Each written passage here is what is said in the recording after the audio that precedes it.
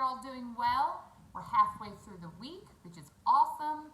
And it's Wednesday, and I love Wednesdays. It's great.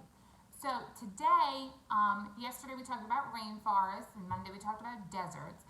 Today we're talking about one that's a little less commonly known, and we don't really talk about it too much.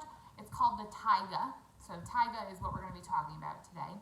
And the goal of today is that after today's lesson, you'll be able to explain again in 2 to 3 characteristics what is the taiga biome. So similar to Monday and Tuesday, I want you to be able to talk about what the taiga actually is and what that biome encompasses. So what is included in that biome.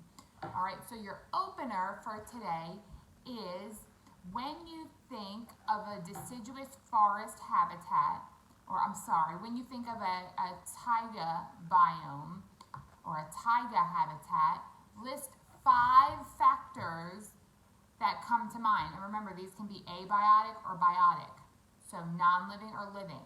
So when you think of the taiga, list 5 factors that come to mind.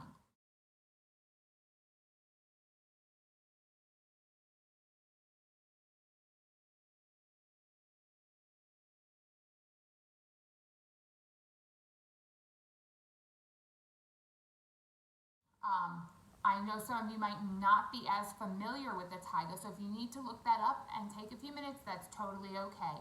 I just want a general idea of what you think the taiga may include. So, we're talking about the taiga today. It only makes sense that our vocabulary word for today would be taiga. So our vocab today is taiga, T-A-I-G-A, taiga.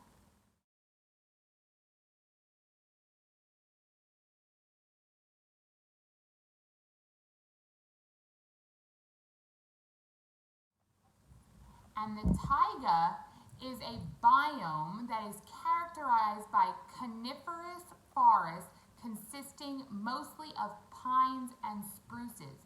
So taiga you're generally going to see in more northern latitudes where it's colder, forests that are mostly pine or spruce. You see this a lot in the northern part of our country, mainly on the coast. So like Washington State and Oregon, and then Maine, New Hampshire, Vermont, New York, Massachusetts, things like that. That's where you're going to see the taiga. There are other types of forests, but those are not taiga. The taiga is mainly colder forests that are mostly pine and spruce. Okay, and they are one of the largest biomes, surprisingly, that's a fun fact. So the examples that I've given you are Washington State, Oregon, Maine, New Hampshire, Vermont, places like that.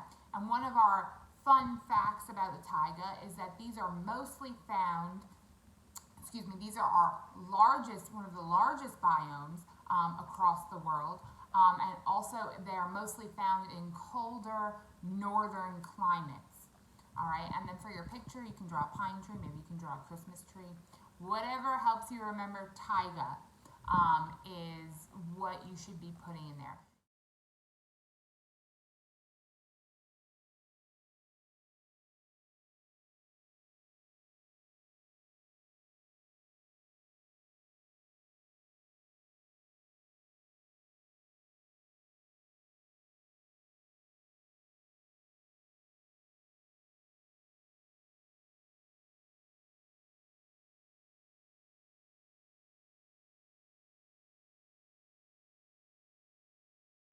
Now the taiga is interesting because it's a little different than other forests and the forest that we're going to talk about tomorrow, which is actually where we live, the deciduous forest.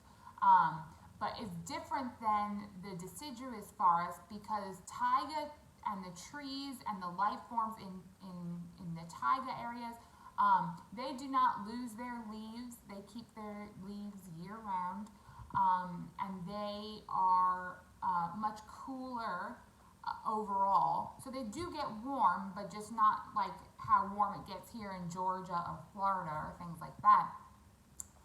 Also, many of the animals and species that live in taiga are animals and species that have to hibernate. So when you think about bears or foxes, animals that have to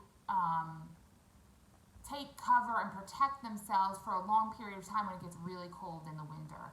So that is the taiga, that is home for them. Now many of them don't hibernate, so they are out all year, even though it's cold in some parts of the year, but they've adapted. If you remember, we talked about adaptation. They've adapted to that climate region, and they are able to survive because they have really thick fur, or maybe they only come out during the day and they sleep through the night. They're nocturnal. For many different reasons, many animals that live in the taiga have adapted to fit to live in that biome. So that is the taiga.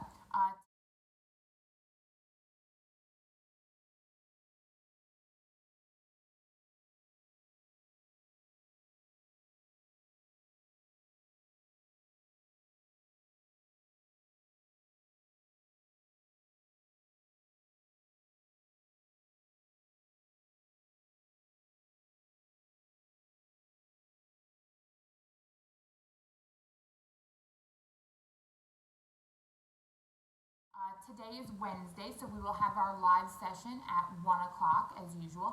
Remember that Miss Harvey and I do the live session and we go through the entire lesson.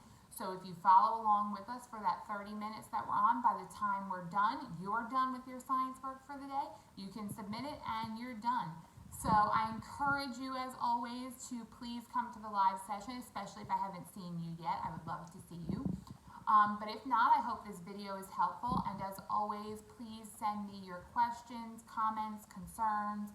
You can email me, or you can drop me a comment in the Google Classroom. I'm pretty quick to answer those, so just let me know if you're having trouble. And then again, looking forward to Friday. Friday will be another makeup day, so if you guys are missing any work, that's a great day for you to kind of catch up. Again, I'm not really looking for you to be doing things on a perfect schedule, on time. I'm just looking for you guys to make an effort and for you guys to complete your work and send it to me.